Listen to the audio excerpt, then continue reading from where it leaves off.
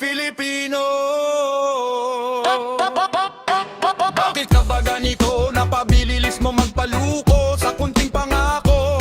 Agad kayo muyuko. Kailan ka ba talaga matuto at magsabi ng tama na?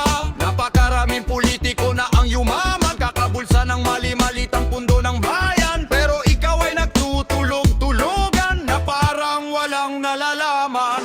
Filipino,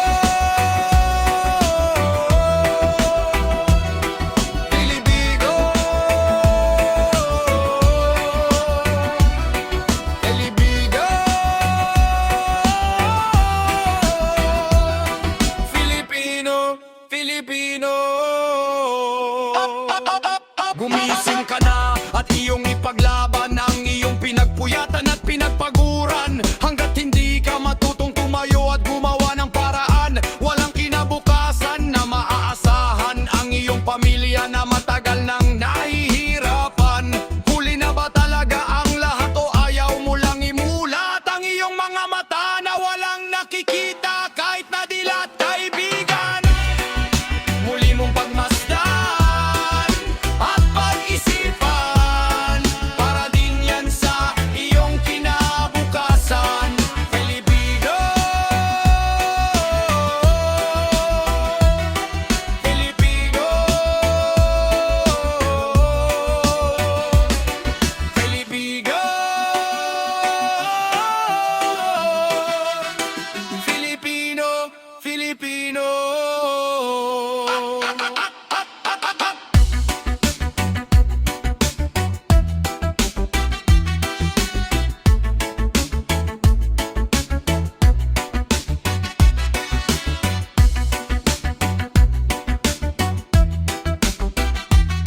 Filipino, Filipino.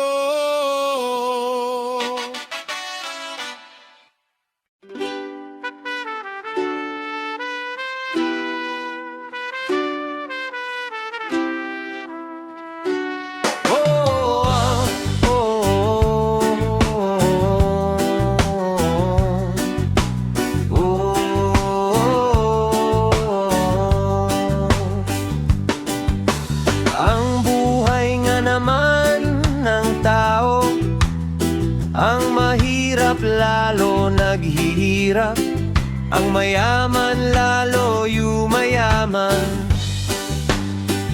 Si Mang Juan tumanda na lang, kuba ng likod at puti ng buhok, ubos na ang ngipin at kulobo na ang sunog sa araw na balat. Pero kailangan pa din niya bumangon ng maga para magbanat ng buto. Sumasakit man ng tuhod at seko, lumaban pa din siya ng patas at naayon sa batas.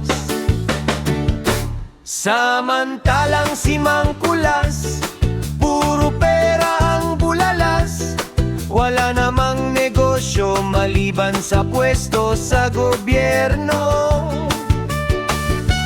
Pero bakit siya yamaman? Simula nung halalan, pero ang mga pangako na binitawan, patatapos na lang ang termino, wala pang naumpisahan.